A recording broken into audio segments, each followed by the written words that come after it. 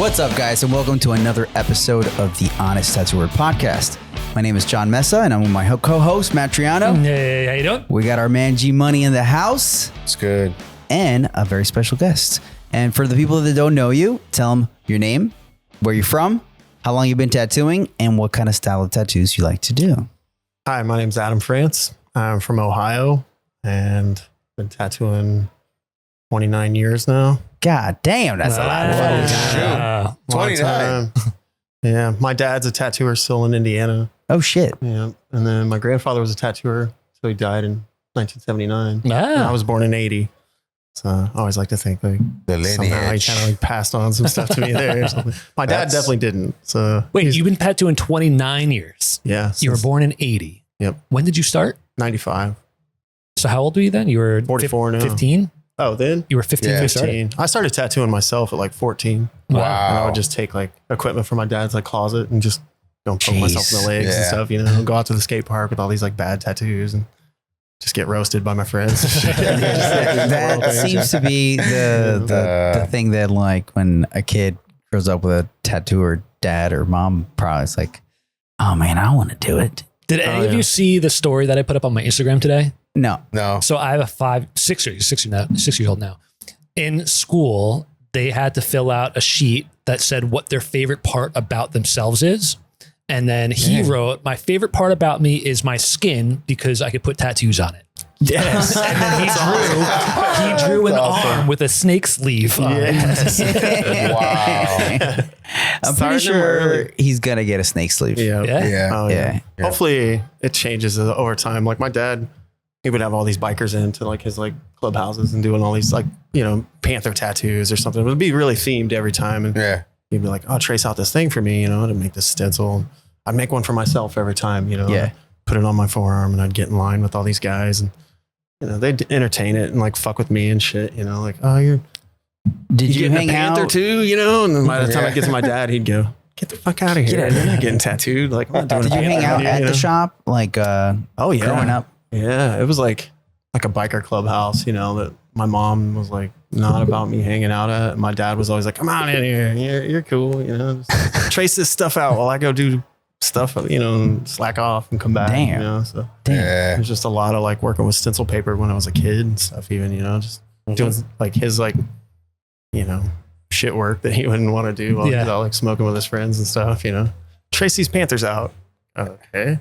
Did you ever consider any other career path, or you're like, this is what I'm going to do? Dude, I worked at so much stuff, you know, Taco Bell, and I worked landscaping for quite a few years, you know, just all these like other jobs leading up to that. And I saw how easy it was going to be to make money as a tattooer in the early 90s, you know, and I was like, I want to do this, but he just wasn't trying to show me, man. And he was going in and out of jail a lot, Yeah. you know, to where I was like, man, next time he goes to jail, I'm just taking the whole Seize my opportunity. Totally, yeah. And he did. It was like, you know, about 94, 95 there. He went to prison for almost 15 years. And Wow. I just went in and took the whole suitcase Yeah. and just started working on all of my friends and myself and just never Wow. quit. So did you teach yourself or did he teach you? I worked or- with my own equipment and things like that. It's, you know, what he had he had a lot of bootleg stuff in there, just stuff that I was like, what even does this do? You know, I found parts of my own train set from when I was a kid, like this like toggle switch that he had somehow he had been using it, you know.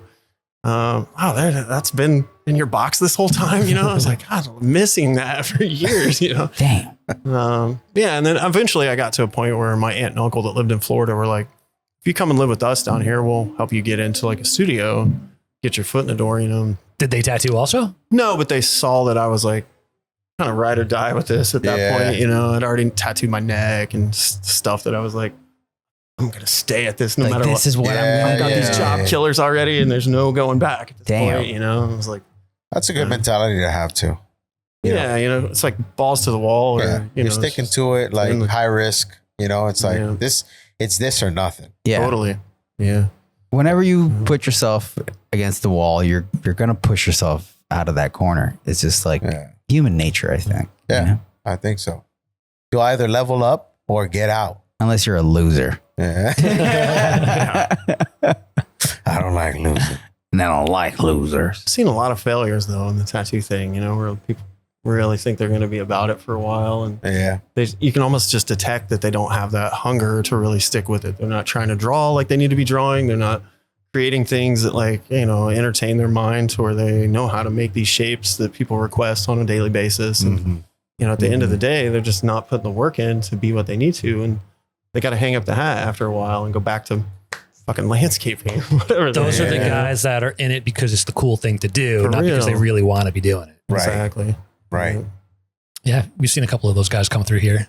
Okay. You could always tell. Yeah. You're like, I don't know if you really want this. They're not pursuing it hard enough. Yeah. There's nothing that's really lighting a fire under them, significantly that makes them pursue it like they need to. And it's like give or take. I don't know, a few of us, I feel like we've had to this is it, man. I'm not going to prison or whatever else or dying from not having the things I need. I'm going to make this the thing. Yeah. I think with tattooers that kind of start because they see they see it as a trend, or they see it as a quick way to start earning, like, oh man, I can make like $200 an hour if I do this. I feel like the payoff is, sometimes it never comes. Sometimes it does, but I feel like it never comes for a lot of these guys because they get stuck. Yeah. Because I think in tattooing, you definitely gotta do it because you love it. And eventually, with enough love, the money starts coming your way. For sure. Oh, yeah. You got to love it for the right reasons, too. Yeah. Totally. I've worked with other crazy guys, these older dudes and stuff in the 90s when you're just like, he's going to get me a job doing 50% here. Yay. They just watch how they just treat people like shit and get away with it. You're like, is this the way? And did you start in Indiana or did you start in Ohio? I started in Florida, actually. I started tattooing myself and my friends and stuff in Indiana, but I didn't really do professional art until working with Sean Z and those guys in Florida. Okay. And then that gave me so much information.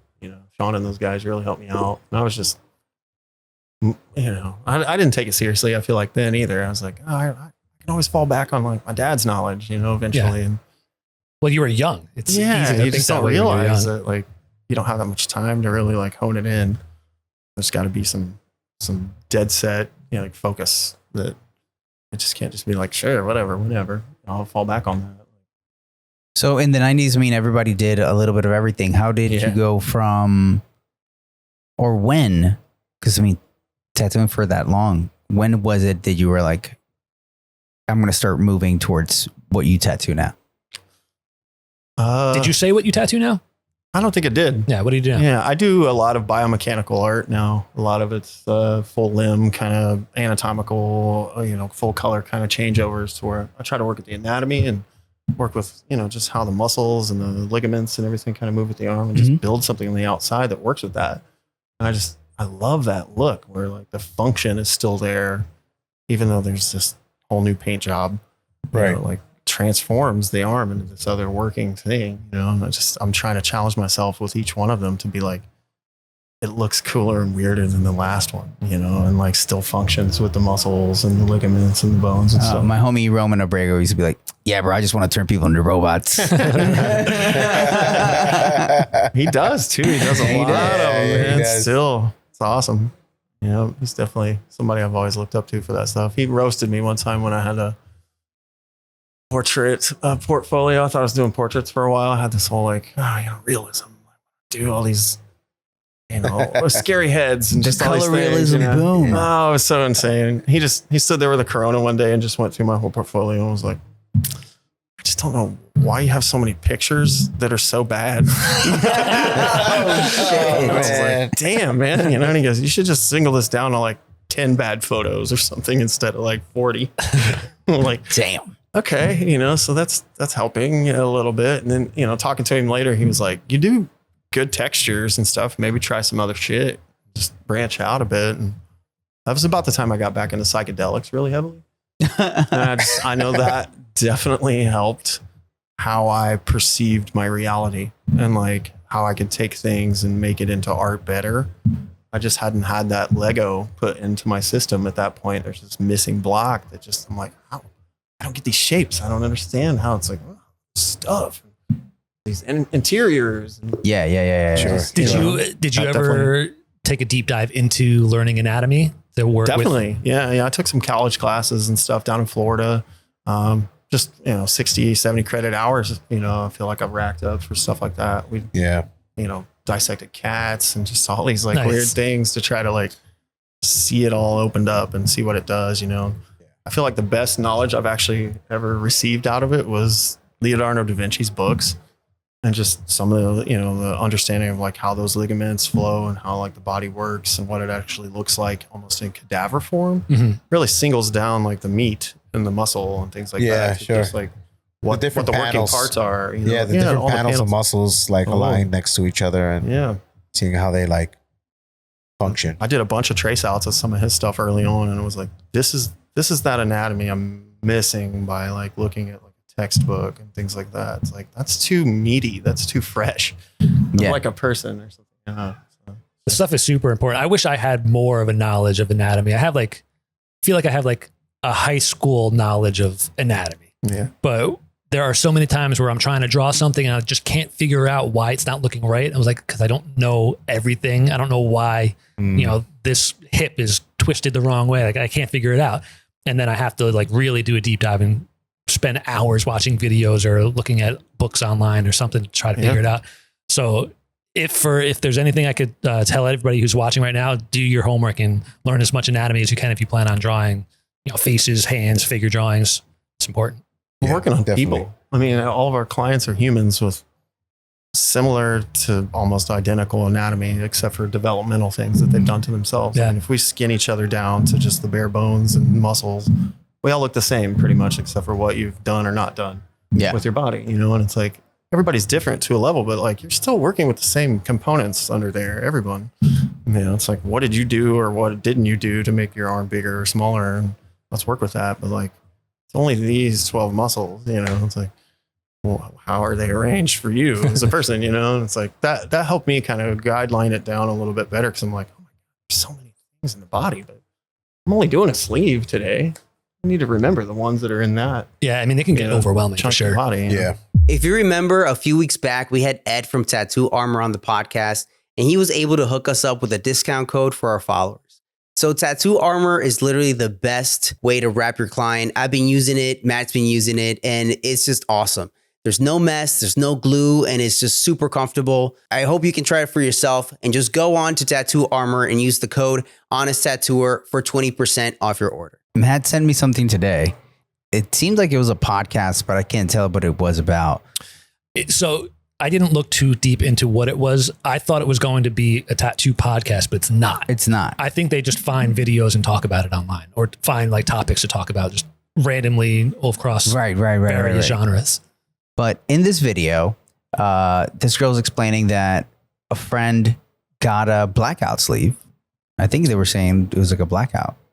You know what? I don't remember. I know it was a $4,000 tattoo. That's all I remember. Yeah. And they tipped the artist $200. $200.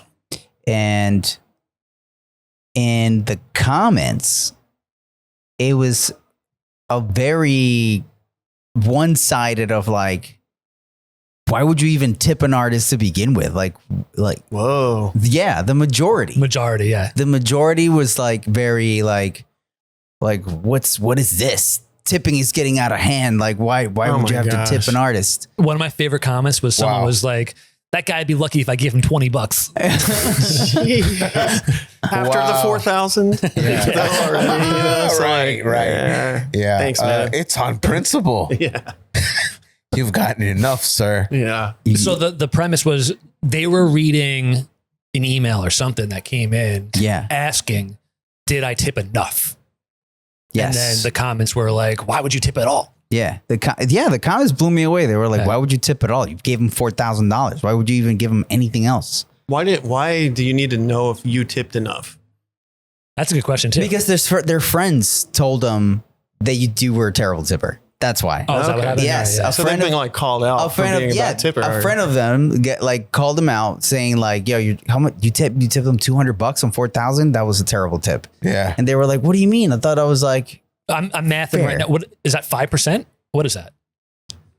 Definitely not 20. 10%. Too low. Yeah. I don't know. I'm trying to do that in my top of my head.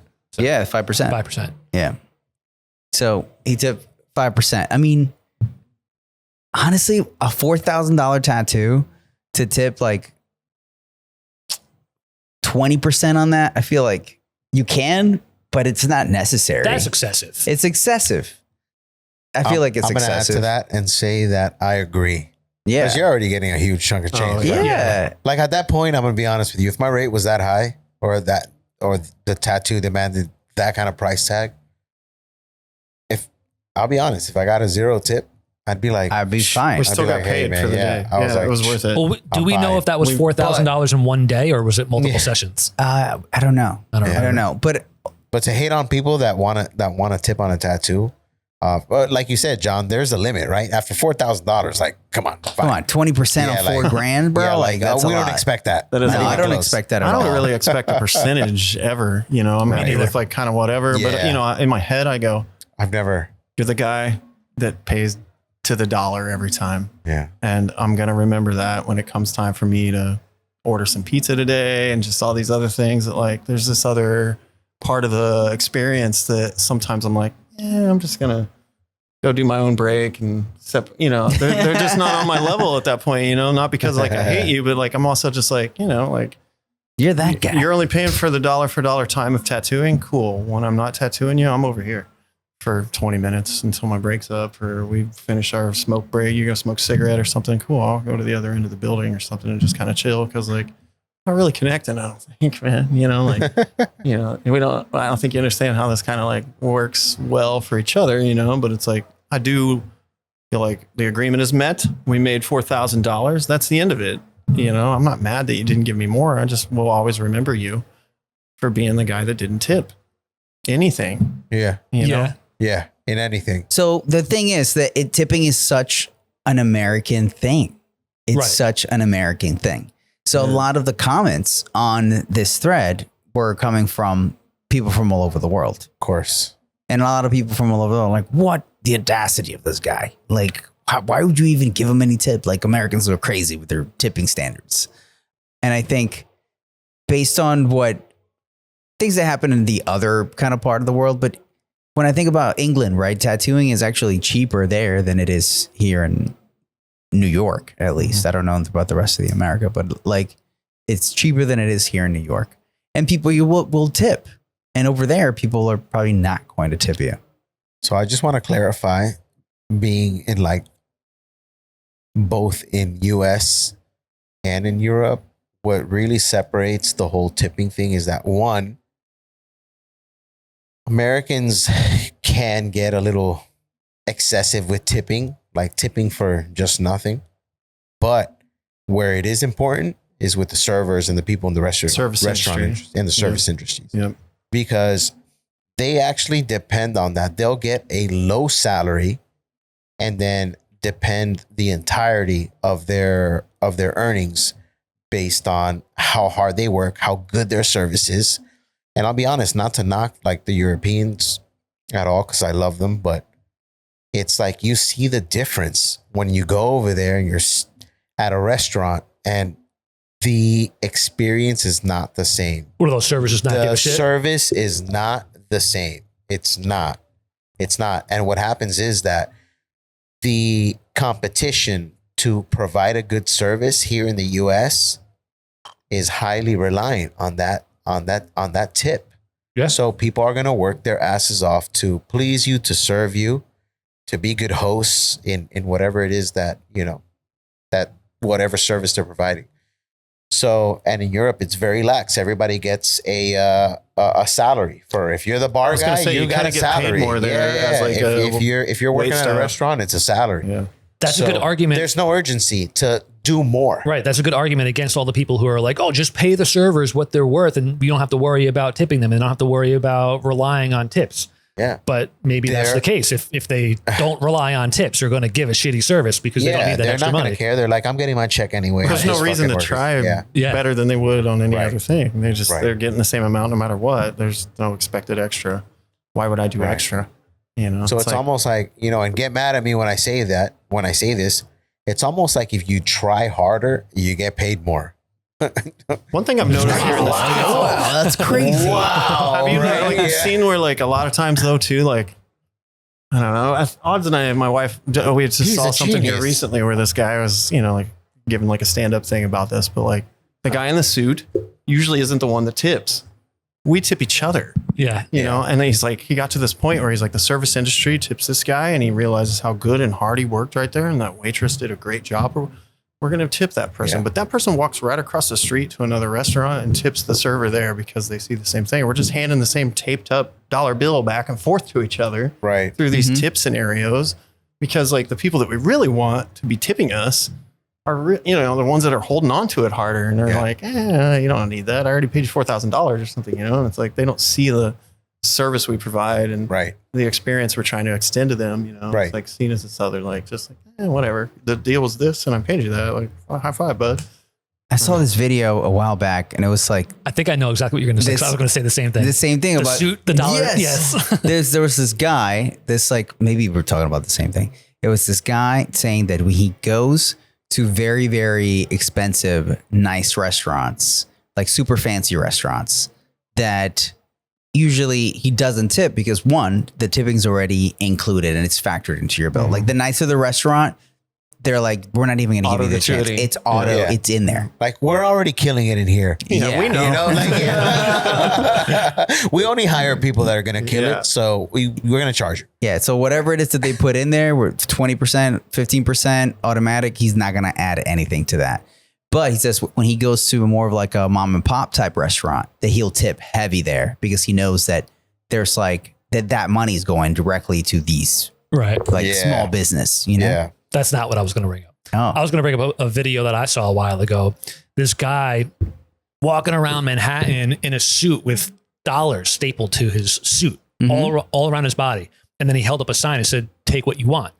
And the people who just seemed like average Joes who don't have a lot of money would take like $1 or $2 to go pay for coffee. But the guys who are walking around in like nice suits, carrying briefcases, they would just grab as free much money, as they dude. can. Just grab. Oh, yeah. Oh, man. That's crazy. tattoo artists, a lot of them like to consider themselves as, I'm an artist. Mhm. Art. I don't think that artists normally get tipped when they sell like a painting, right? No. No, not at all. You get I a don't think an percentage artist- taken away Yeah, usually by the exactly. gallery or something, Exactly. So I think it's interesting if you're a tattoo artist and you consider yourself an artist, and if you ever don't get tipped, you should be completely fine with that because you should already be charging what you want for your artwork. And a tip, it doesn't even matter. Like, I guess it should be depends on nothing. the type of artwork that you're doing. Like, let's say someone hires you to do a mural, Yeah. or just like, hey, tag the front of my building real quick. Like maybe something custom like that. Maybe you would tip. No, No? because Or I if mean, like you're an airbrush guy on the beach, airbrushing You can't- t-shirts. you can't tip the wall for the experience. Yeah. You know what I mean? Like, that's what I kind of like about the. So in case anybody's wondering, yes, tattoo artists love to receive tip. Why? Because most of us don't just separate our artwork and treat you like you're just a canvas. You know what I mean? Some of us want to deliver an experience. We want to make you feel comfortable, like you're some part of some sort of club. Like maybe you are home and you're just like, we welcome you that way. You know what I mean? And sometimes, there are tattoo artists that don't deliver any experience. It's just, I'm going to put my headphones on. I'm going to just deliver my art. And, maybe those things are, I'm not going to say, don't tip those fuckers. But, what I am going to say is that, if you are paying for something high end, like a high quality tattoo, and, at the end, your tattoo artist, like you bonded with them, the guy or girl made you laugh. Maybe he bought you food or ordered you drinks from the nearby pub or bar. Tip that experience out, because sometimes it shows your appreciation above what's already like the The standard. standard. price. Like, you got the tattoo, Yeah, but you got the tattoo, but like what happened during that time here? Exactly. That's what I think is worth Maybe it you for laughed, sure. maybe you cried, maybe you're like so many things can happen in a session that makes the experience really memorable. And that's what separates tattooing from like it doesn't take away the importance. It just separates tattooing from like some of the other fine arts. Yes. You know, where it's like, We got a human being. yeah, we got a human being, and Living that's person. different. We got a That's living person. Piece of canvas. I've only tattooed here in New York, so I'm Oh, wow. curious to know. Aside from like conventions, but I'm not counting that. Is it only here that Good we'll question. drink with our clients as we're tattooing them? Oh, I'm sure it happens everywhere. Does it happen where you tattoo? Not at Red Tree, but I've worked at places in Cleveland and other spots and stuff in the Midwest where, it just depends on like how close the bar is sometimes Yeah. too. You know, if it's like right there and that's Ours is right all there. part of the You know, vibe, and people are yeah. kind of doing it already. They come in like that, and they, you know that you can take a break and go Yeah. be a part of that. But I'll you also know, say it's up to it's the almost client. how civilized the demographic is in the area. Yeah, Like yeah. if you live in a rough city, you know, things would, you know, can get rowdy or just like, you know, just depends the tattoo shop as well, because then it'll be a thing where it's like, usually most of my clients get real reckless when we start drinking, but for the most part, like here and where we're at in lower East Side Manhattan,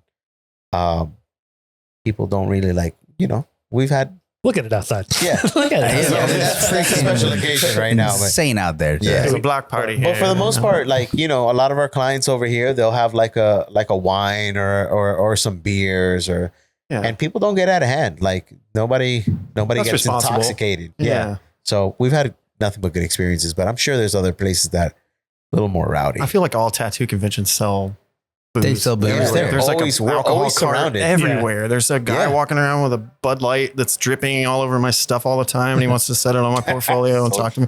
Well, there's definitely alcohol here, you know, like it's just that's part of it. But then, you know, there's also this like I don't know, like faux pas of being able to, you know, drink at the same time as like doing it also Yeah. in any other setting. Like, Yeah. that it's okay for the Yeah. tattoo convention to really pump that to everybody. But Yeah. you know, Outside of the convention, at, it's that, like, at oh, the studio, it's don't like, do oh, it. you know, we don't do it here. Exactly. You know, it's like, I don't believe in that shit, man. It's all about like, I feel like if you have a couple of drinks because you're nervous and you want to relax a little Relax. bit, that's fine. take the edge off. Yeah, Yeah. take the edge off. I'm you okay know? with that. Yeah, But man. don't get trashed, you know, and to the point where you can't Exactly. stay still, you Yeah. can't follow directions, you're not aware of.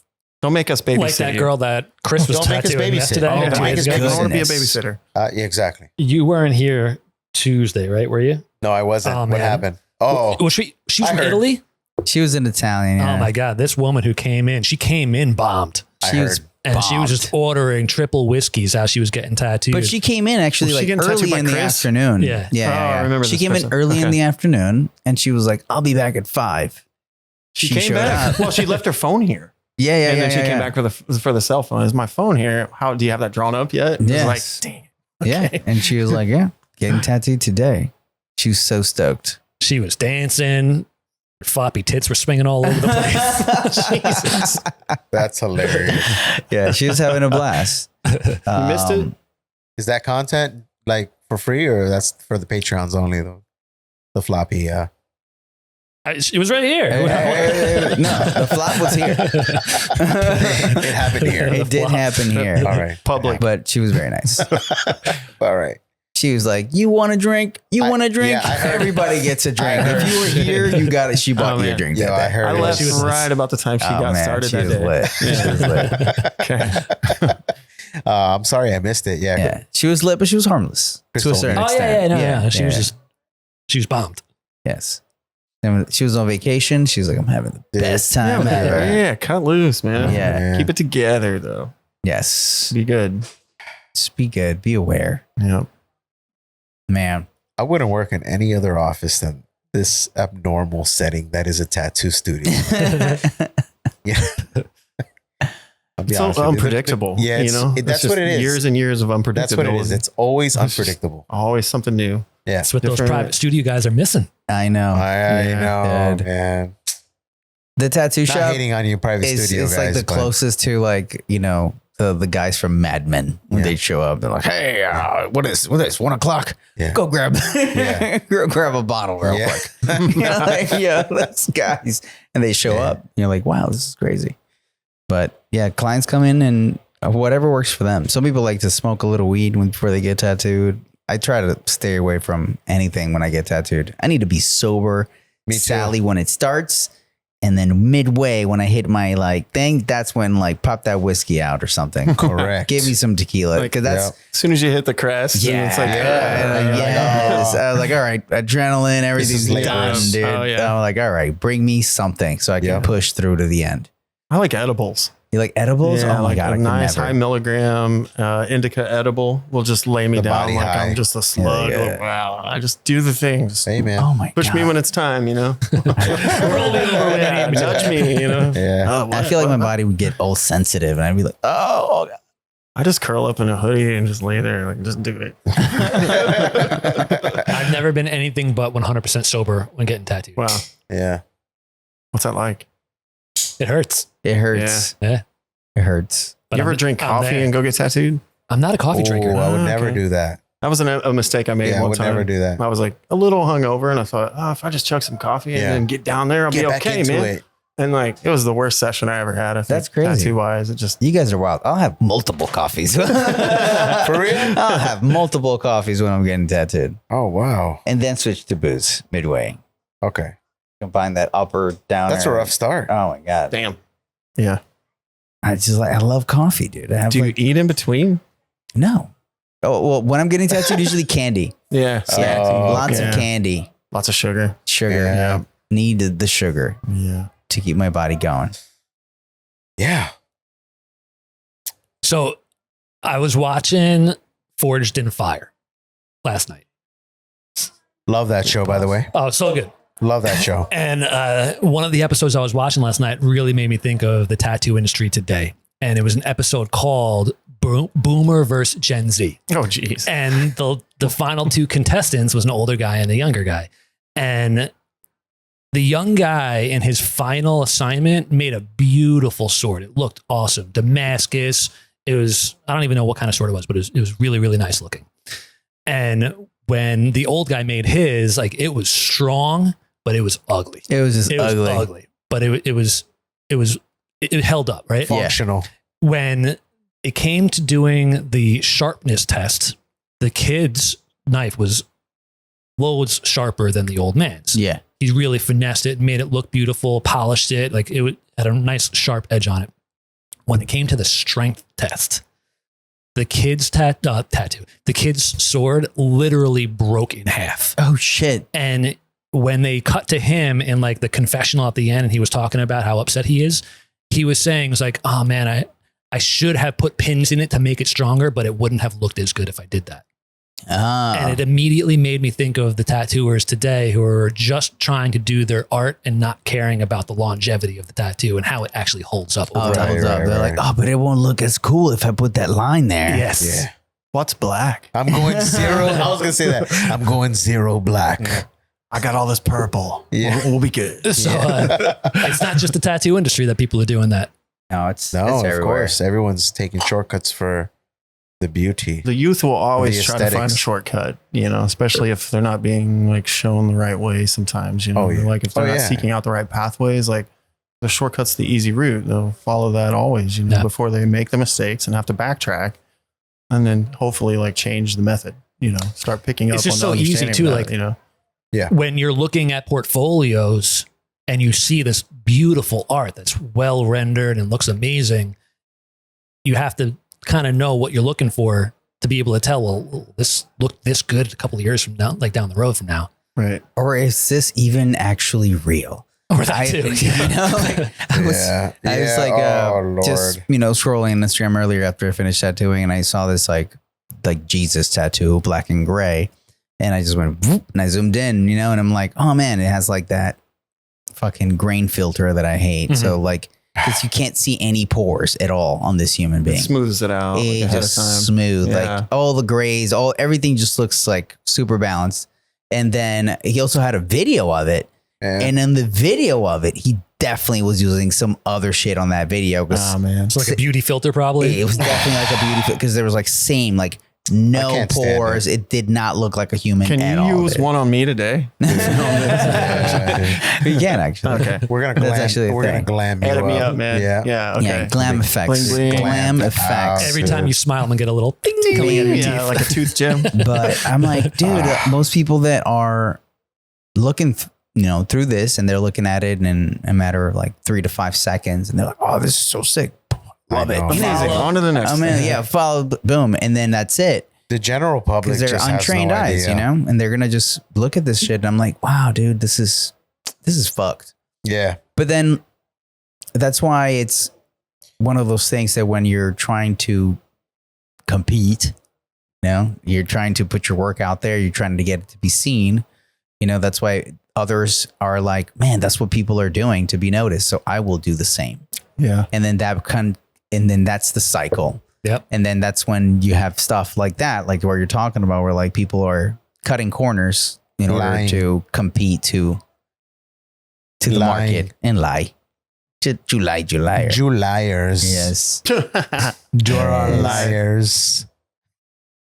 Juliars. Have you seen like where Your favorite month you is can take July. like the AI programs and they'll dust that over the top of a tattoo Oh, and yeah. even clean it up and enhance some of the lighting and No. I mean to where like Oh, I'm yeah. like damn wow that's an amazing piece. Yeah. Like get in AI on it, corrects everything for you. and it's just I mean even the lighting and it's like the stable diffusion kind of thing that Mhm. just goes in and cleans up this whole background and like I want to know what it looked like before that, like what kind of trash was that tattoo before you had to even do that to it to fool the rest of us into thinking you did a good one? Like, where's the Yeah. original at? Because like you do have that file out there somewhere, and like eventually we're going to be able to have a whole other technology that takes AI filters off of photos, so I can see what. Reverse engineering. Oh, that's so good. That's coming. Yeah.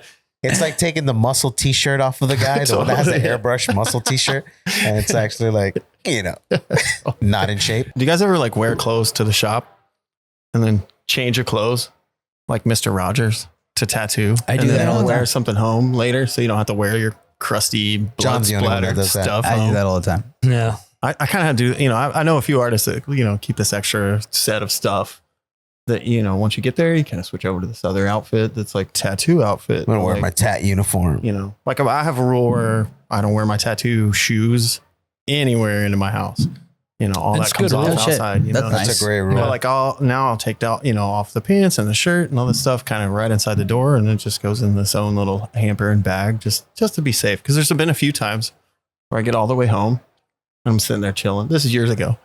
And, kind of notice like my leg hair is just like sticky or something, like crusty, and realize that like there's a whole drop of black through my pants. Oh, From damn. the That's dark gross. pants into the pant leg or something, And I'm just chilling in my house with my dog already, just hanging out. You know? Yeah. Didn't even notice that it dripped in conversation or something, That's why I rock an apron. Yeah, me too. yeah. Yeah. I do the So apron. that's your like changeover. And then I do because sometimes I like to wear like a button up to work. Okay. So then when I get to work, I'll take the button up off, hang the thing up like Mr. Rogers, Yeah. and then I'll put on a shop shirt on. Do you sing the song? Oh, no. Turn on the trolley. Yeah. Oh, man. That'd be great. But it does help keep your nice clothes nice. I mean, I don't wear nice clothes, but it does help keep those clothes nice. Keep them nice. I even have like shoe booties. Like Oh, damn. if I decide to wear like white sneakers or like some Just white to be super safe. boots. Yeah. I like, Drip proof. oh yeah. Yeah. Because I think it's like, fuck, dude. Like, we have a job where you can wear whatever you want. I'm going to exploit that shit. I'm going to wear a bunch of cool shit. Yeah. Absolutely. I'm going to call you out right now because I see you doing it. I think that wearing shorts while you're tattooing is gross.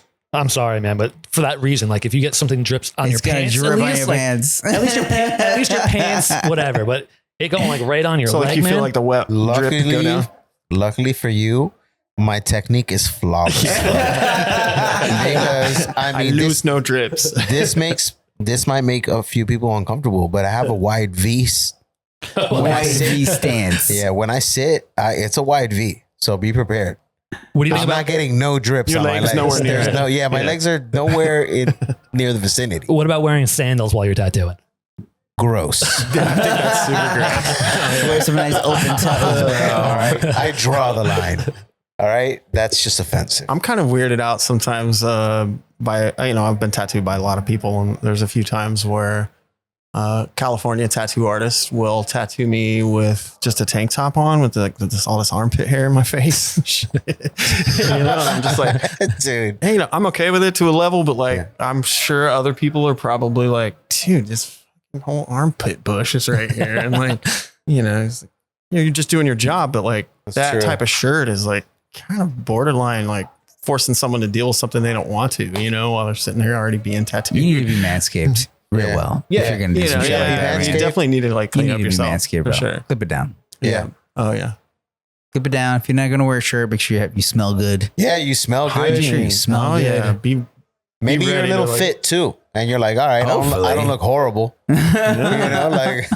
Make sure something matches something else. exactly. Maybe. Something.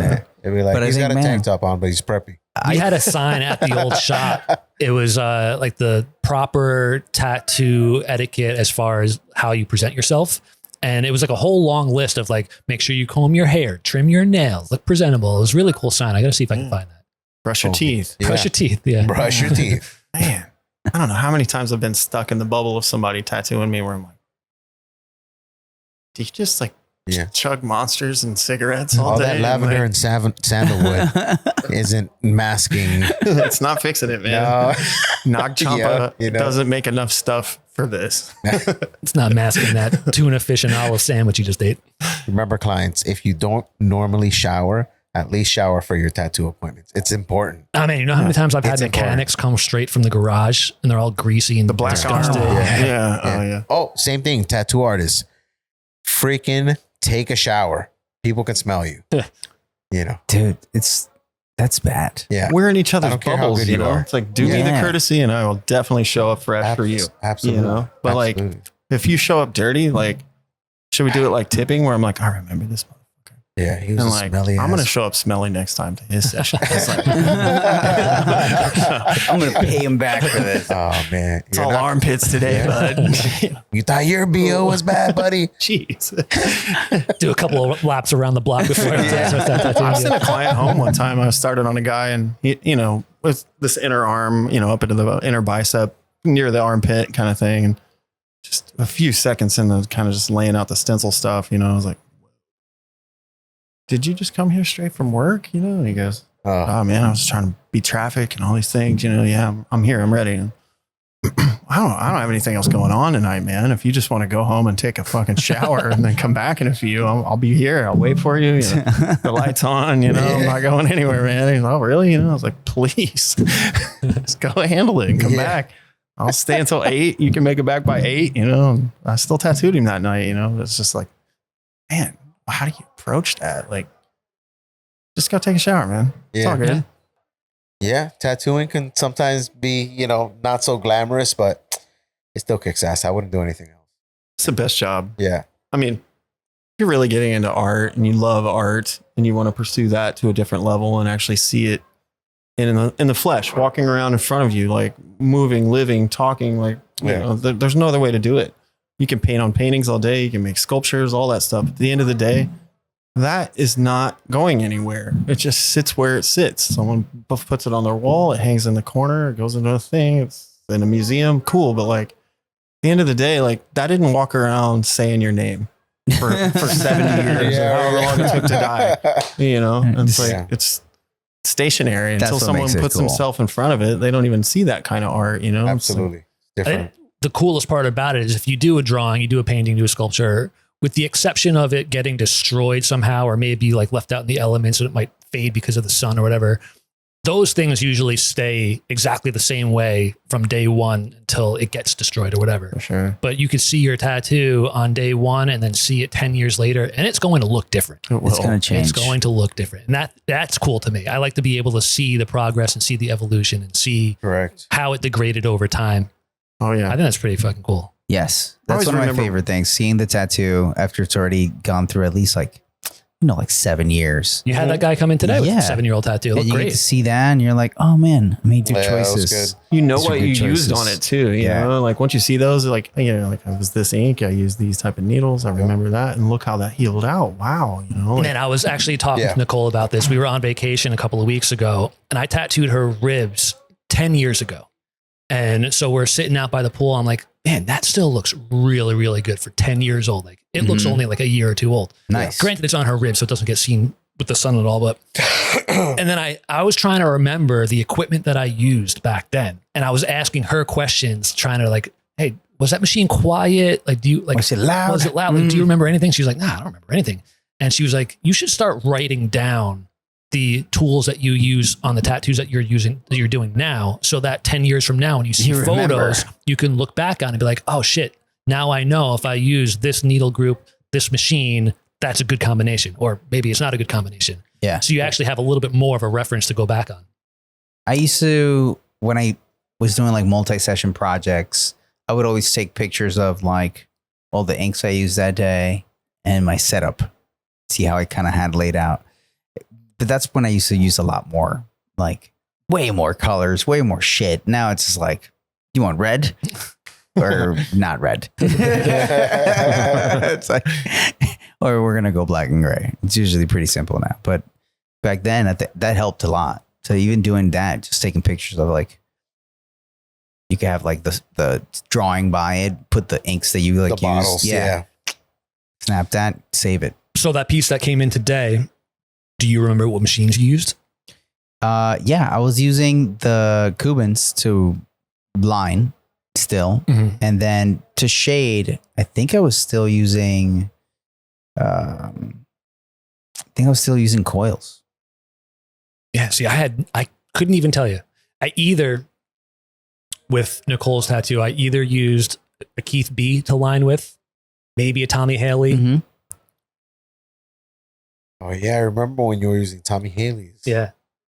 And then to color, it was probably 10 years ago.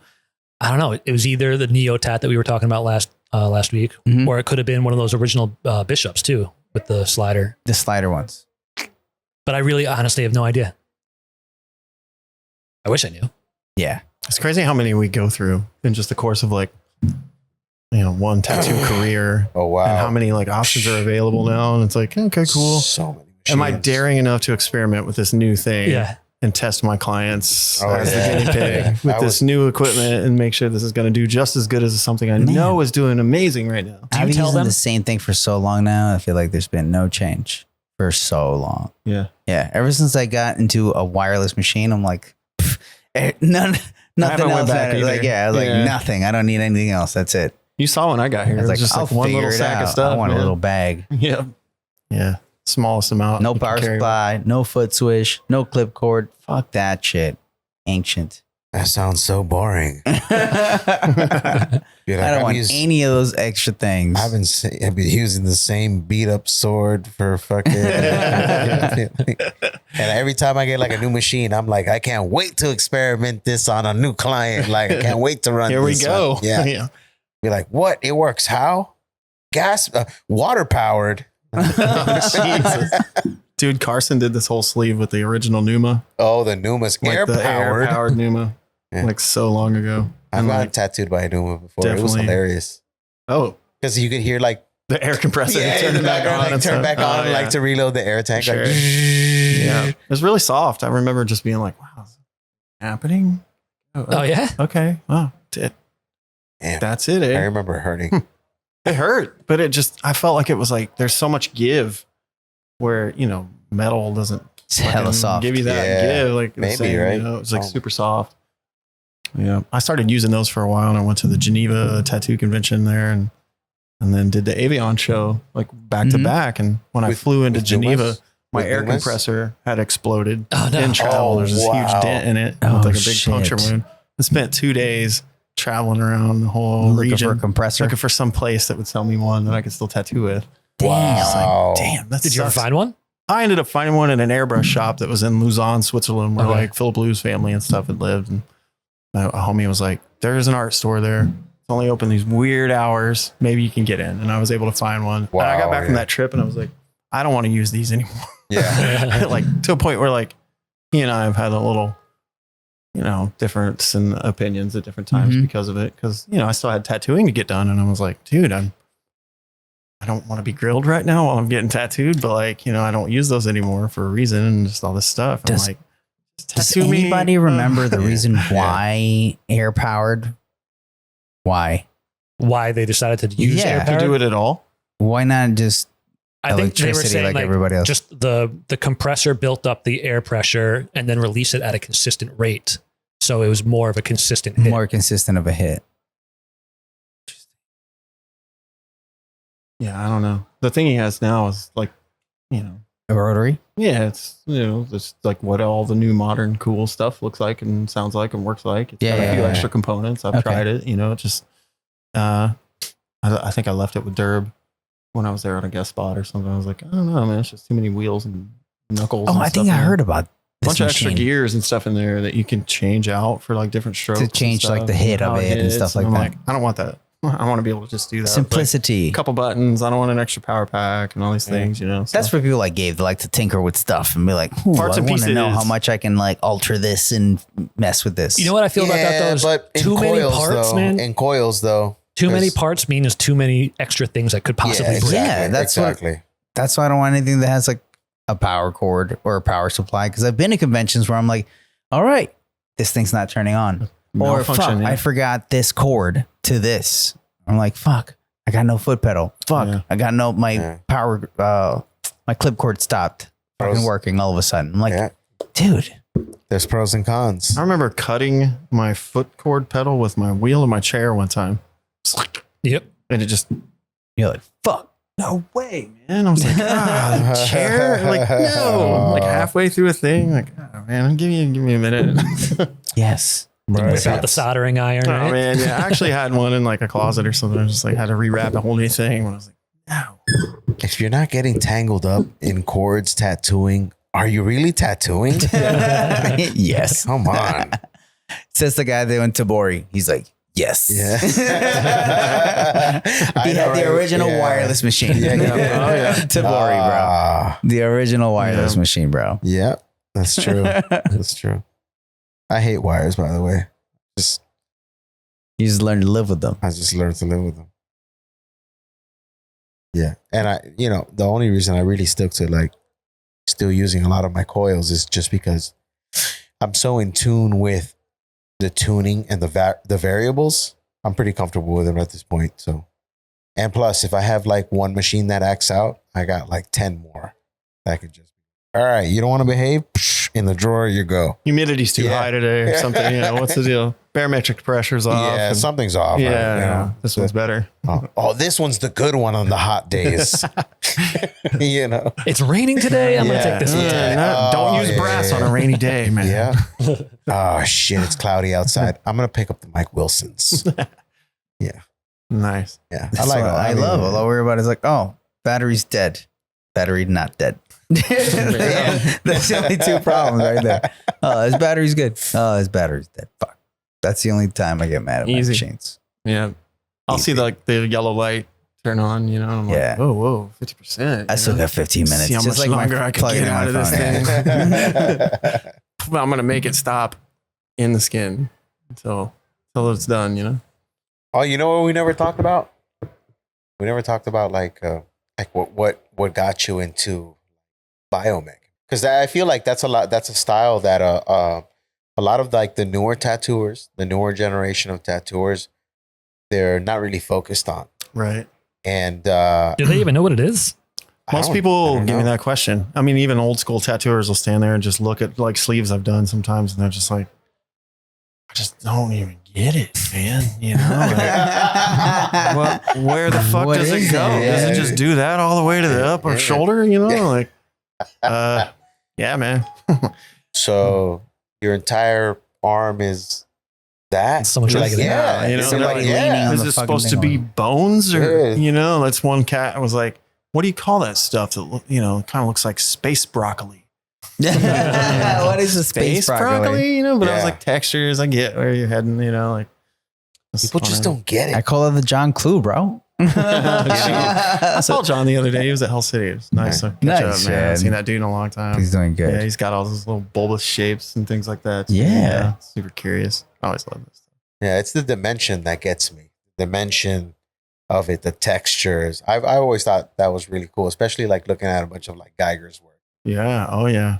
So I went to Gruyere in 2013, and I was like, I'm going to go up and get my head tattooed by Phil Blue. And I took a bunch of tattooers up there, and we all, kind of hung out for a couple of days. And then I finally went up and got this, like watering, skull kind of thing on the side of my head from Philip. And I was like, oh shit, the Geiger Museum's right here. It's just 30 miles away. We all get in vans and go up and check that out. I'm walking around in there just looking at art. Get into this one room and I start to realize like there's this old man in there just like looking at me. I was like, oh shit, step out of here. He goes, what are you doing in here? I just followed Art in with my hands behind my back, just looking at paintings and stuff, And he goes, this is my private quarters. And this is where I stay when I'm here. Oh shit. Oh snap. It's like this. I'm Hans, This is my bed. I don't know if you noticed, I was like, oh shit. Sorry, man. He's like, Oh man. the museum's out that way, and Oh, shoot me shit. out. I was like, That's hilarious. I got the like meeting for like a brief second, but leading up to Wow. that, I just used to see guys' art in magazines. My dad had in the in the old biker warehouse kind of stuff, and I'd sit there and look at those, and even my dad would look at it and just be like, I don't know how he's doing that stuff. That's wizardry, man. There's no way that's gonna stay too. Half that stuff's coming out and all these things, and I'll be like, okay, cool. And it was about 10 years later. I went to tattoo the earth out here, and I watched Guy and Nick Baxter was a client. It was Paul and Guy doing the tattoo on this guy, and Nick's laying there with these dreadlocks. He's heaving all around, just bleeding everywhere. They're both working on his chest. It's Paul's convention, and people are coming and talking to him like, hey, they need him for things, And so he gets tiffed, he throws his stuff down and leaves the collaboration, And I'm just like, Guy just took it over, man. It just kept working, And I was like, whoa, this is the dude. This is the guy I saw in these magazines. This is the guy. This This is is the guy, the guy. guy. I was like, The this is my guy. chance to talk to him, and I can pick his ear and just bug him about stuff. And I never got a chance to. There was such a crowd around their booth. I mean, we're all just like, I think I can see what's happening, but like, Guy and Paul are doing this thing, nobody even had any space there. And, I kept seeing Nick when he'd stand up, and we're all like trying to check it out, I was like, and in the crowd next to me is this dude that's wearing the sleeve from the magazine that I saw back 10, 15 years ago. It's just amazing still. I'm blown away, just this still looks so good, Awesome. I was like, I did what's wrong. Like it didn't fall out. Look at it. Like he It's did a still good job. there. He mixed it with the right stuff, so it's still holding up, And Yeah. I was like, wow, I really want to get into this. I like this. It does work. If you're doing it right, you can figure out a way to make this work. And I didn't get into it like I thought I did. I did a bunch of bad tattoos for a while and made these things that were like, Ty McEwen's a really good friend of mine, and he and I have this joke now that we both used to do this stuff called Triomech, where you just give it a whirl, It's like, sure, man, yeah, have a seat. I got Triomech, you. Yeah, we're that's gonna good, dude. fucking give this a chance today, And you're like, Man, I feel that. I did that for a little while. you either stick with it or you start to see like, I'm just not doing this right. These look like weird turd shapes that are all squished like some kids like Oh, be a ceramic man. toy or something, You're like, this is horrible. It's just you, because at the time I thought, I want to make these shapes that I'm seeing. And I had no idea that they were getting these other ideas and shapes from these other reference ideas, nature, just plant related things and stuff that's, kind of alien-esque in a way. But it just, I was seeking the ideas for the basis of it in the wrong places. I'm like, I want to make these shapes, but like they did research. Well, Guy was To actually find also those shapes. constructing those Oh things. my and God, those photographing 3D them. like whole renders and Yeah. stuff. Yeah, super crazy. That's, that was enough for me to be like, okay, I gotta Yeah. figure this out. I gotta really hone this in. And like, I was like, took all his seminars and, I've paid Guy a ton of money, man. And like for good measure. I mean, he's taught me a lot. He, really showed me a lot of things. Like 2016, he and I had that solo show at Sacred Gallery that, Cool. back, years back, I feel like now, but we're still good friends and we'd be out there. He's actually, redoing my Carson sleeve for 2 days in August. Oh shit! Damn. Giving me a whole guy makeover on this whole arm and stuff. That's cool. I'm looking at it. I'm like, what is he gonna do to it? Oh, it's the inner stuff mostly. That Oh, just okay, needs all okay, the okay, love, okay, you know? okay. And Carson's just so far away. Like he and I are still pretty good friends. I just don't want to like. have Where's to fly Carson out. at? Southern California. Southern so- Cal. Okay. Oh, okay. And Guy's like 6 hours away from me just by car right there. So That also sounds Oh far. yeah. it's like, that's okay. Going to that guy. That also sounds far. Yeah. Yeah. So, getting into it, like, it definitely, like, I just fucked it up. I feel like I made so many bad tattoos, like, early on, and my friend Jake has a ton of them, and he'll still just show up and be like, nope, not touching this thing. This is Yeah, like one of the no, OGs here, even though it's terrible. He's like, I know it's bad. I want it. I want to keep it. That's cool that That is cool. you didn't let it overcome you and you're like, you know what, maybe this isn't for me. Like you fought through it and you figured out how to do it right.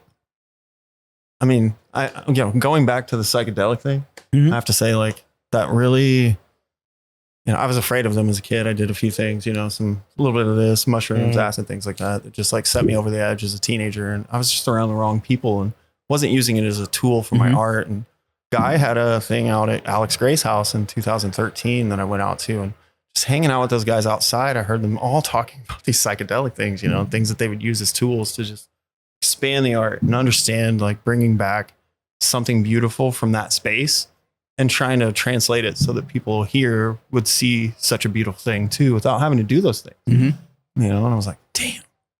Do you do the art while you're tripping or do you No, just heck no. remember it and then do it Yeah, slowly? sometimes I'll pull a sketchbook out and I try to just, oh, that's a good one, man, get some renders out. But it's usually like things where like it just, I sober up days later and I'm fine and things come back, and I'm looking at my own like reflective kind of thoughts and I'm like, I'm going to make these other things I was seeing, I want to make this attached to the body differently, and I had a really intense one time that there was just this purple being, this feminine energy kind of like deity thing that sunk her forearms into my forehead all the way to the elbows. And for like hours, she just fed me these glass panels of biomech drawings that I could like pull out and like expand and work with in different levels and stuff. And like, I could put them back at my own behest and like turn the page to Bro, you thousands were of rocking pages. like Apple Vision. It Like was 10 years insane, ago. man. And at the end, she was like, "You got all that?" And I was like, "I'm trying to do it," And I started the protoscience book that day. Like I came out of that and was just like, I have all these ideas. Like, what? That's insane. Like, where is this place? Who is this lady? Wow. It's not the same for everybody. I feel like we're going in and with different intentions and things like that. Mine was always like, show me something so awesome that no one else here has ever seen. And so I can come back here and fucking Sounds like a butcher chat it. GPT prompt. Yeah. Totally. It's like You don't even have to trip anymore. You just tell AI. GPT. Skynet. Yeah. And man, I Create think this. out of all styles of tattooing, I think that biomech is probably the most like tattooer niche thing. It is. For the I most feel like the part. people that get it are usually tattooers. Yeah. Yeah.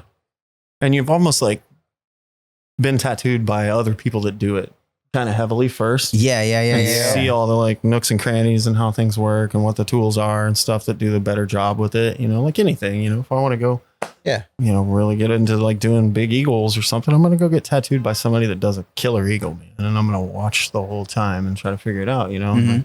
I think a lot of us kind of taught each other that stuff. Well, almost all of us have been tattooed by Guy. He's like this living Renaissance master of like that kind of weird style, but it's like, he's an older dude. There's a few of us that are like trying to keep it alive, after like we see this next generation kind of pass on, it's like, who's still running it? Who's still doing a good job with that? And like trying to like, My favorite biomech guy, Marcus Leonard. oh yeah, super awesome I stuff. don't even know who that is. Me neither.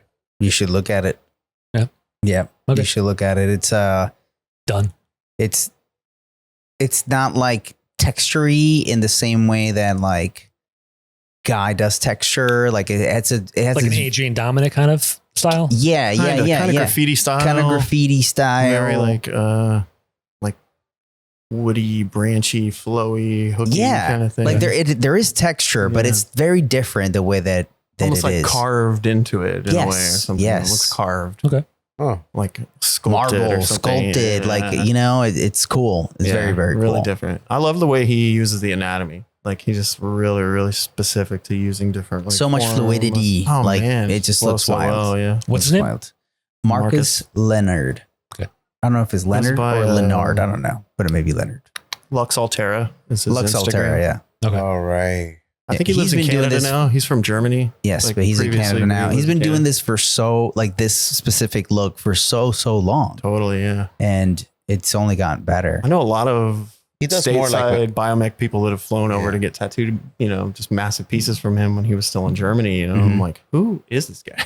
Like, Yeah, Where'd it's you get that? wild. Nice. Yeah, I think I saw his stuff like first in like 2014 or something like that. What is this? Can't do that. his stuff's a little more like mechy organic, right? Lux Altera. yeah, it almost bit, looks like it's like attached to you differently or something. Yeah. Like Yeah, it's yeah. almost like Love it. aggressively formed, and you know, it's like gripping you differently. Like, Yep. it's, like, Feels aggressive, cyborg, you know? like, you know, like Yeah, it does. cyborgy. but like more like transhuman. Yeah, like yeah. You know, yeah, definitely cool. I love his like panels. Lots of good drop shadowing. Things Lots that of give good it drop this just shadow. crazy depth. You know, where you're like, Shout out "Damn, it Lux just looks Altera. so You're- deep. Yeah, Good stuff. everybody, look at his stuff. Yeah, Yeah, good it's stuff, very stuff. good. It's very Yeah, super inspiring. cool. Yeah. Yeah. Dan Hazelton is another one I feel like that just has always blown me away. Dan's amazing. He's kind of reclusive as a person, you know. He's always kind of just worked out of a private studio, I feel like, for the last 20 years or more. But I feel like that's an ongoing theme with he the just kills with it, the man. biomech guys. I feel like a lot of the biomech people. Yeah, they don't like people, bro. Well, you have to also look at it like this. Like most of the tattoo community doesn't fucking like us. Let's just talk about it. You know, like we're like this like weird baby that's pushed in the corner to eat his Doritos, and like everyone else is in a prom dress over here. Oh, you know? man, yeah. I'm just crushing those Doritos though, man. I don't give a shit. It's like we've kind of been sequestered by the rest of the community in different ways to where like, you know, only breeds this understanding of like, well, I'm just going to put myself in solitude here and do my thing because like, obviously I can't work around the equal guy and this other dude that hate my fucking tattoos. You know? It's like, oh, just be over here because I know I like it. My client was happy and like, I don't have to impress whoever I work with at the end of the day or whatever, you know, it's like, they don't all do this. So they don't get it. You know, it's like, not everybody's in a position where they're going to be accepted by the group, you know, especially the biomech thing. It's like, you can almost have to work with other biomech people. Yeah. To make that this cohesive work setting. Cause after a while, it's almost like you're just like this the weirdo in the building kind of a thing, you know, where they're like, oh, is he on acid again or something? You know, like, no. Man, it's one of those things where like I wonder when people go through a tattoo convention, if they've never seen biomech before, like, what is that? Yeah. What is I it? get a lot of questions of just like, what is it? Like, what, yeah, right on. What does you make there? What do you call that? What do you call know? that there, buddy? Tattoo. It's a tat, dude. But what is it? It's just a lot of colors, textures.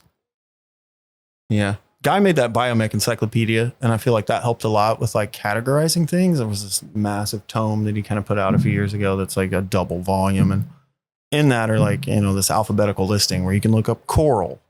And through that, you know, you can see all these tattoos that are made based off of the reference of coral. Oh, cool. Biomech, you know, there's bone and just all these things, Cool. wood, and, you know, it's just right down the line where like not every person got their hands on that because I feel like he only made, you know, 400 or 500 of them or something, but they're out there. And I feel like he has a few more, but they definitely have this, you know, kind of educational side to them where like if you don't know about biomechanical in any way, you can look at that and go, oh shit, okay, I get it. This is more spacey, techie kind of stuff. Yeah. There's this angle where things are more like MechMaster Mike kind of geometry only, you know, it's this whole other angle of it, you know, but he's got his own chapter in there. I mean, it's just nobody like that. Dude, that guy's you know? incredible. Like Super it's just like insane, man. mind blowing, dude. Oh yeah, super cool. He's been working on my stomach and stuff lately. I've got a big piece like ongoing up my belly and stuff Cool. right now. So Backmaster Mike? Yeah. Awesome. I'll show it to you later. All right, cool. Yeah, it's wild. I'm It's definitely some tattooing that it has like composition, great light source. It has like all the elements of like Oh, yeah. what you would get easily like, oh, that's a great tattoo because it has all of these things, except that it's using it through an abstract form. And then a most of the million time. straight lines. Oh yeah. A million straight lines. I remember being in an elevator with some guy who had a back piece, or maybe it was a front piece from, and at some convention. And I was trying not to be a creep, but I was like really getting closer and closer, trying to look at this guy's back. It was so good. Yeah. But it's inspiring. It's inspiring work. And I think the people that are doing it, like yourself still, man, like kudos to you guys. Thanks. Appreciate it. Yeah. I want to keep it going, you know, just trying to make weird stuff constantly, trying to think of new ways to like pull reference in that like I know I haven't seen before. You know, and that's tough. There's only so many things on the earth, you know, like you can go out in the woods and take a different trail next time, but you're still probably going to see the same moss and mushrooms and stuff, you know? So how do you get creative with like seeking out different reference? Where do you look for it when you feel like you've already like ran the gamut of like finding your own things like that? Now lately I've just been getting into macro and just taking it even smaller into areas, you know, where I'm like, I already looked at this pine cone, but now I'm looking inside. You know, taking this what kind of shapes and patterns are inside there? Just things like that, you know, electron microscope photography, things like that are kind of like my new angle. I'm like looking for reference, stuff like that. It's just like texture, Crazy textures never seen. I mean, before. like so deep that like your eyeball never even saw that, and you don't have the book I have probably. So here we go. You know? Shit, crazy. That's awesome. Wow. Awesome. Well, dude, thank you so much for coming out and shooting the shit with us today. Yeah, thanks for man. having me on, guys. Yeah, dude, it was awesome. good. Thank you for It was a talking to you. blast. Hope to Before we come out leave, again. do you guys have any recommendations? Well, for the while you guys are listeners out thinking here? of a recommendation, I want to thank our Patreon supporters. Okay. We got a few people to thank. This week we're thanking, so Scott Force, who I mentioned last week Mhm. when we were trying to figure out the inks that we were ordering from Texas, that guy, and I called him out. He's now a Patreon supporter. So Oh shit, amazing. Scott, thank you very much. But also Nikki Rorda, Matt Birkins, and Baked Takayoki. Oh, Takoyaki. big. All right. One of those. Thank you guys so much for supporting the Patreon. Thanks, Oh, yeah. guys. Thank you, guys. All those guys get the after show, which is a little extra content that doesn't make it into the full episode. And in order to do that and be like those guys over there, head over to patreon.com/honest tattooer and sign up to be a Patreon supporter. What do you guys got to recommend? Have you used those little foam cups that tattoo artists can have now to clean out your tip and your needle? Oh, yeah. You know what I'm talking about? I don't like those. You don't like those? I like them, but I don't like them. I wish that they weren't so plastic related. Yeah. If there was like something a little bit, you know, It's like a more biodegradable. biodegradable and something that's not like housed and things like that. Yeah. But I do like that. And it's something that I've always like fought. You know, like all of us kind of have that thing in the tip of our needle and you're like, God, dude, what the fuck is this? You got to rake it out and all this stuff. It's I like the concept of those. Skin cells, hairs, all that, like, you know, yeah. paper towel wad or something all like that stuck stuff, between the like a lint. 5 or something. My problem with that is especially now working in the space that we're working, I try to get as few things around me as possible. And I feel like the packaging of that is just so big. Yeah. And what was it, 10 that come in a pack? Maybe? Yeah, I'm not really So sure on like the count, but you're yeah, this- probably buying more than one box of it. Right. It just takes up so much space. I feel like they could do a better job if they just made one that was like this little foam brick thing. It's already like pre-sterile of some sort. You Yeah. know, but like the foam be like hip bricks or something, you know, it's not as like plastic related, you know, Yeah. but I love those things. I just hate like throwing away so much stuff from them, you know, every time. It's just like the easiest way to clean off all the crust around the tip of my needle and without turning it off. Haven't tried wiping it, the but- thing, doing the thing. It's like, in all honesty, can't you just take a regular sponge? that's what I was saying, you know, like something like but it's natural, like natural sponges or Yeah. something like that. You also got to worry about if it's sterile, though. Obviously, That's a big You deal, know, you know, like you're cleaning the out. EO gas kind of stuff Yeah. might mess with like a natural sponge.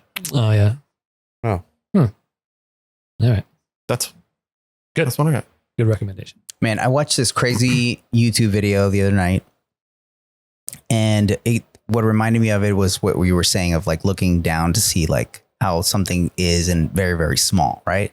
And this video explains of like what happens when you squeeze things. And they started off with water.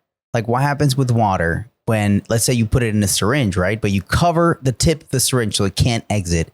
Try to squeeze water. What happens? Like how much pressure do you need? Because it occupies a certain amount of space. Right. Right. So then people have made an experiment of putting things underground to then see what it's like when things like experience like the force of multiple like gravities, like things that happen in other places in the universe and stuff like that, and how things behave when they're influenced by different like pressure or gravity forces. It's actually kind of insane. Like one of the things was that, like, for example, like salt, like we see that salt is kind of like, we see that little bit of white, you know, like in salt when you see salt. Well, under a certain amount of pressure, the light can't escape, you know, like the way you see light is because it goes into the salt and then you see that it's there, right? But if you compress it enough, all the little bit of space that light can bounce through disappears. So it becomes completely transparent after a certain thing.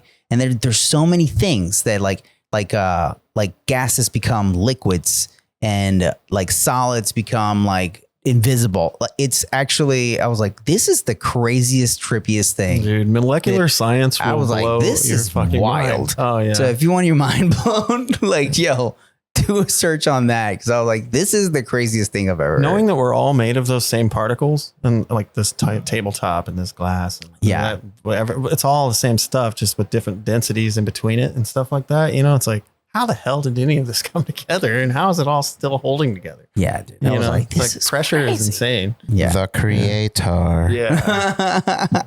an intelligent being. You fools. So proud in your sciences. Yes. You got anything, Gabe? What I have? Damn, what do I recommend? All right, I'm going to go while you're thinking. I'm going to recommend a guy named Chris Do. I think I may have mentioned him once or twice before. I don't know if I ever mentioned it on the podcast. He's got he has a podcast called The Future, but he is a designer, but he kind of like, he does a lot of seminars where he'll film his seminar and he'll have like these very intimate conversations with like maybe 3 or 4 people, maybe 20 people in a room sometimes. And he does these sales pitches on how to sell your business as a designer or sell yourself as a designer so that you can get more clients. Yeah. He has one, I think it was like a TED talk almost maybe, that I just listened to recently called How to Sell Without Being Salesy. Really, really good. He gives a couple of, I think he's like 5 examples of things that he's done over the last couple of years, stories, but he's a really good guy. He's a very, very articulate speaker, has a lot of good information.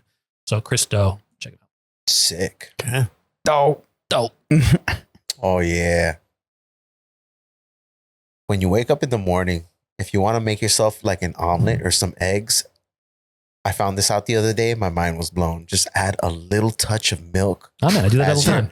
I do that. as you're whipping it. Yeah. Dude, I just fucking discovered it. I was Yeah, like Dude, what? just a little bit of milk as you're Oh, like yeah. whipping the eggs up with the fork, Makes and them then you put better. it in there. Oh, man, fluff. They hold together. They stay so Fluffy. fluffy. You know what's even better than milk? A little heavy cream. Yep. Oh, I haven't done that. Yeah. I do a little I'm bit sure of that's milk better. and a little bit of butter ahead Yeah. of time. Yeah, you And need it's to You know just- butter. what, That's I right. do Oh, a little man. bit of water. For real? I'd yes. Water? Do you Take- microwave it? Listen, no. Take an egg, Microwave it. crack that egg, right? Take the egg, crack that egg, and then like just take almost like the same amount of water that's in like a half of an eggshell. Okay. Just a little bit. Pour it in there. Whip that thing up. You're gonna have the fluffiest eggs. There's something that happens like once that extra little bit of water starts. Adds to it. Yes. Yeah. Then you're gonna have like nice, super moist, fluffy eggs. Because It's like how the egg would be if it wanted to have as much as it could have or something, you know, to actually be sufficient. it's pretty great. Okay. Try that. What would Joe. happen if you used seltzer? I don't know. I haven't tried it out. Oh, shit. Anyways, guys, thank you guys so much for hanging out with us again this week, and Yeah. we'll see you on the next one. Take care.